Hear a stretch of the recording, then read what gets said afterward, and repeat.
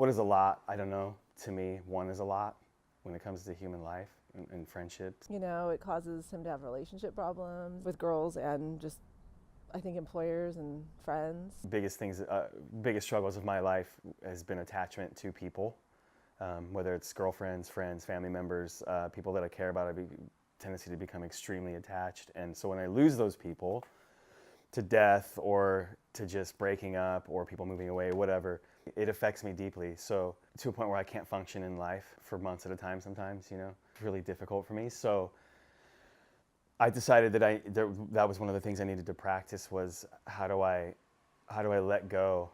He has constantly had addiction problems, so, and because I've known him for a long period of time, that yes, I think I've had enough times where he's had issues where they've kind of been a problem for him. So yeah, I think I've seen a few of them. It's because I was using a lot of methamphetamine at this time in my life and a lot of alcohol as well. I was living with a woman who was my girlfriend. She left when I got home. She was gone. She moved out. And it was because of my drug and alcohol abuse that I could not stop doing. So that sort of catapulted me into making a really difficult decision by going sober. Well, I mean, he's suffered from, I think alcohol is the main trouble for him. Alcohol, I'd say, was the one that really took a hold of me, and that was the one that I really use as a self-medication to deal with my inner angst and anguish. It's in your face everywhere you go. It's legal. It's socially accepted.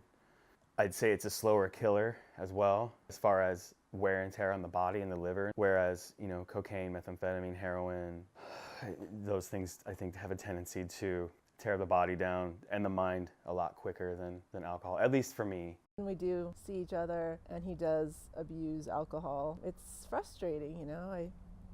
I wish he could just stop and be healthy, you know, have a limit.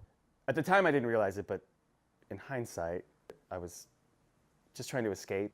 There are other factors involved too, you know, doing things you're not supposed to be doing, so there was that element to it as well, you know. The intervention, it's funny to call it that, was it? There was a story of a time when I was heavily into methamphetamine and my friends and family started catching on, and my older sister Tracy flew down from San Francisco to LA to be with me and to see if I was okay, and she brought other sister Jeanette with her as well, and that was one of those moments where I was really angry because I didn't want to stop using drugs. Well, he didn't like it, you know. I think it made him feel bad. You know, it's hard to have everybody ganging up on you, but I think that he knew we were just really tired of seeing him in pain and suffering through the addiction, and I think that was the only way we could, like, show him that we're seriously concerned, and it didn't do a lot of good, you know. Being there for him, I think it's important that he has, you know, my sister and me around to, we know how he grew up, you know, we understand the abuse, and so when we watch him going through his stuff, he knows that we understand why, and I think just listening to him and being there for him when he goes through his stuff is the main way I've been there, you know. It's hard, you know, usually we're hundreds of miles apart, so just like phone calls and stuff. One of the biggest helps would be to be able to hang out with him and actually try to not have alcohol part of the equation. I think that it's very challenging and maybe even hypocritical to speak to somebody about alcoholism but then having a beer while you're talking about it. I think that he and I definitely need more time doing that, and I think that that would actually help a lot. I think that overall I've been a good friend to him as far as helping, you know, him listening to what he's been going through and helping him get through those things. But it would be nice, I think, for us to keep progressing and maybe just start hanging out with alcohol not being included as part of the hangout thing, and that way we can separate the two, and, you know, if you have somebody else doing it with you, sometimes it's easier. So I have lost quite a few friends to addiction, some to overdose of drugs and alcohol, and some to suicide because of drugs and alcohol. Some of the deaths were accidental because of overdose, and again, it was, you know, some of these people were extremely close to me over the years, and losing them was really difficult for me. And still is sometimes, you know. I still have moments where I'm sort of stopped in my tracks and I have to deal with that kind of loss. I mean, some of these are going back, 20 years.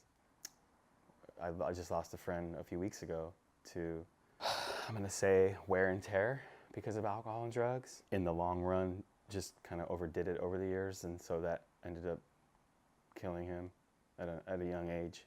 One of the first memories I've had of him was when he came up to San Francisco, stayed with Tracy, which is now my ex-wife, and I, and that obviously is her younger brother. He would come up and stay with us and just hang out and see the city. So I think that was probably about 18 years ago. He's very goofy. He loves to laugh, and he loves making people laugh, and